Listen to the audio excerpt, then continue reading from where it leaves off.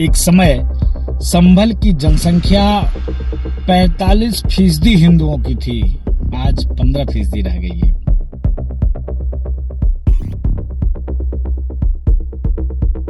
ये आंख खोलने की उनको जरूरत है जो गंगा जमनी तहजीब हिंदू मुस्लिम एकता की बात करते हैं।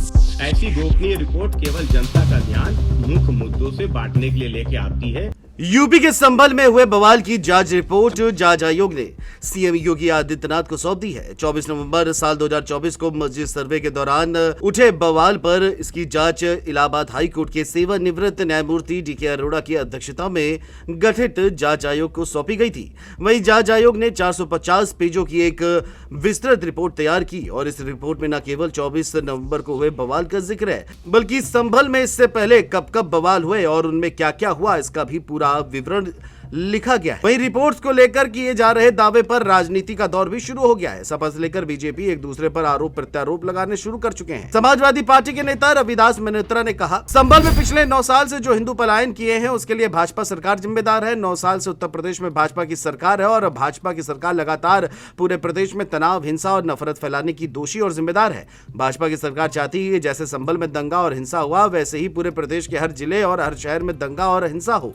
भाजपा चाहती है कि प्रदेश का हर हिस्सा संभल बन जाए। संभल के बवाल पर आई रिपोर्ट पर भारतीय जनता पार्टी की भी प्रतिक्रिया सामने आई है। बीजेपी के प्रवक्ता राकेश त्रिपाठी ने कहा है कि संभल रिपोर्ट से सच सामने आया है। देश भर में जनसंख्या असंतुलन के प्रयास हो रहे हैं। संभल में हिंदुओं की आबादी कम हुई है। जहां भी सुरक्षा के एहसास का अभाव होता है वहां पलायन होता है और डेमोग्राफी चेंज हो जाती है। वहीं सपा प्रवक्ता फकरुल हसन चांद ने सरकार पर बड़ा आरोप लगाते हुए क्या कुछ कहा, सुनिए।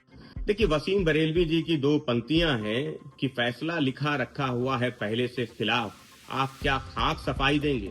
तो भारतीय जनता पार्टी की सरकार में संभल हिंसा को लेकर एक गोपनीय रिपोर्ट माननीय मुख्यमंत्री जी को सौंपी गई। उस गोपनीय रिपोर्ट में क्या लिखा हुआ है ये उस कमेटी के हेड मीडिया के सामने चर्चा करते हैं, लेकिन वो रिपोर्ट गोपनीय है। सूचना विभाग बताता है क्या चलाना है क्या नहीं चलाना है, लेकिन वो रिपोर्ट गोपनीय है। तो ऐसी गोपनीय रिपोर्ट के बारे में जनता भली भांति जानती है कि भारतीय जनता पार्टी ऐसी गोपनीय रिपोर्ट केवल जनता का ध्यान मुख्य मुद्दों से बांटने के लिए लेके आती है। भारतीय जनता पार्टी का कोई भी हथकंडा अब पीडीए के सामने चलने वाला नहीं है।